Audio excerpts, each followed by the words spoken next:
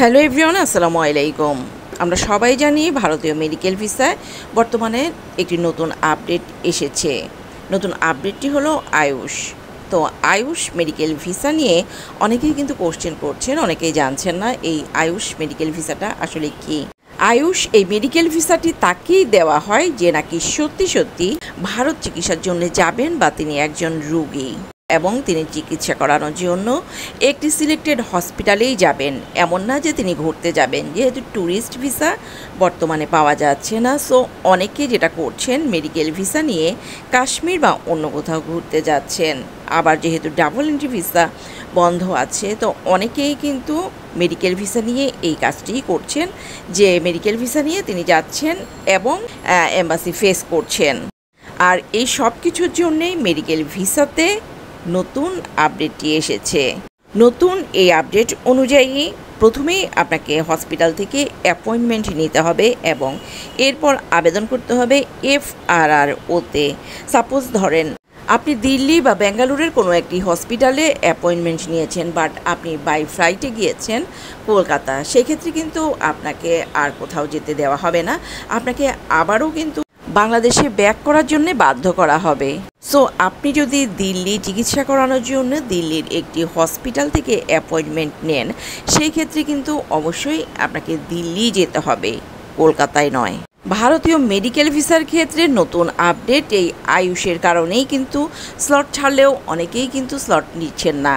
অনেক দালাল আছেন যারা এই স্লট নিয়ে কিভাবে অ্যাপ্লাই করতে হবে সেটাও বুঝতে পারছেন না, অথবা ঠিকঠাক মতো একুরেটলি প্রসেস করার ওয়ে তারা এখনও বের করতে পারছেন না।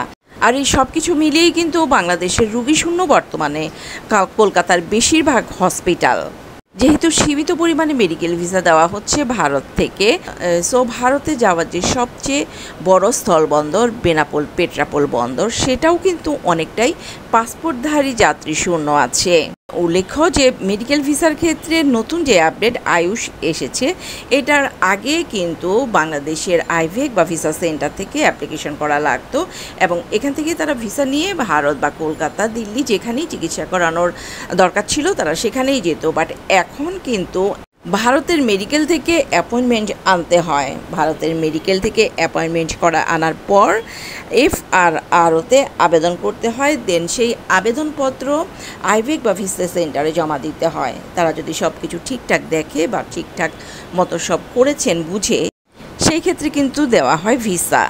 যারা চিকিৎসার জন্য ভারত যাবেন তারা টাকা পয়সা খরচ করে স্লট নিয়ে যখন জমা দিতে যান, সেক্ষেত্রে কিন্তু 20টার মধ্যে হাতে গোনা একটা কি দুটা অ্যাপ্লিকেশন সিলেক্টেড হয়। আর এই সব কিছুর জন্যেই কিন্তু অনেকেই এখনও অপেক্ষা করছেন নতুন আপডেটটা বোঝার, জানার।